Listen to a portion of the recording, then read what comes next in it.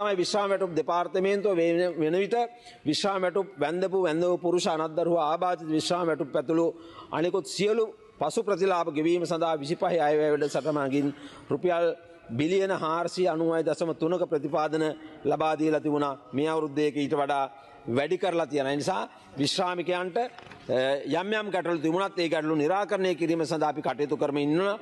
විශේෂයෙන්ම ජනාධිපතිතුමා සඳහන් කළා වැටුප් සහ විශ්‍රාම වැටුප් කොමිෂන් සභාවක් ස්ථාපිත කරලා මේ පවතින ගැටලු අක්‍රමිකතා निराකරණය කිරීම සඳහා කටයුතු කරන බව අපි ඒකට අදාළ ක්‍රියාමාර්ග ගන්න පිළියමෙදමින් ඉන්නවා.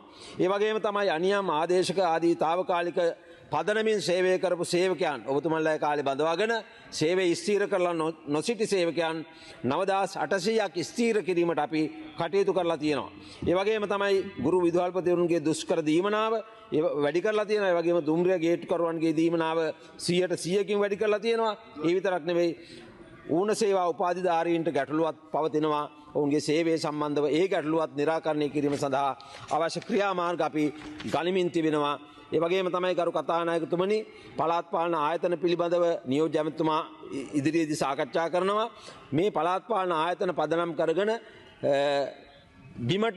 බිමේ ජනතාවට අවශ්‍ය කරන සේවා වඩාත් ගුණාත්මකව කඩිනමින් ලබා ගැනීම සඳහා අවශ්‍ය කරන සියලු කටයුතු අපි සූදානම් කරලා තියෙනවා. ඒ සඳහා අවශ්‍ය ප්‍රතිපාදන අපි වෙන් කරලා තියෙනවා. විශේෂයෙන්ම කසල ප්‍රතිචක්‍රීකරණය වැනි වැඩසටහන් අපි හඳුන්වා දීමට කටයුතු කරලා තියෙනවා. ඒ වගේම තමයි පහුගිය දවස්වල මට තව විනාඩියක් දෙන්න කරු කතානායකතුමනි ප්‍රශ්නයක් මතුවුණා මේ කැබ් රථ සම්බන්ධව.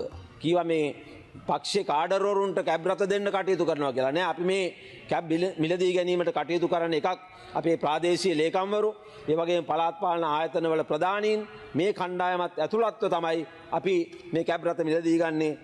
පළාත් පාලන අමාත්‍යාංශයට විතරක් අදාළව කැබ් රථ 450කට අධික ප්‍රමාණයක් වඩ සමහර ප්‍රාදේශීය ලේකම්වරු යන්නේ කෑලි හැලෙන වාහනවල. ඒගොල්ලන්ට දුර බැහැර ප්‍රදේශවල රාජකාරී කරන්න හොඳ වාහනයක් නැහැ. ඒ වෙනුවෙන් තමයි අපි මේ වාහන මිලදී ගැනීම සඳහා අවශ්‍ය කටයුතු කරන්නේ.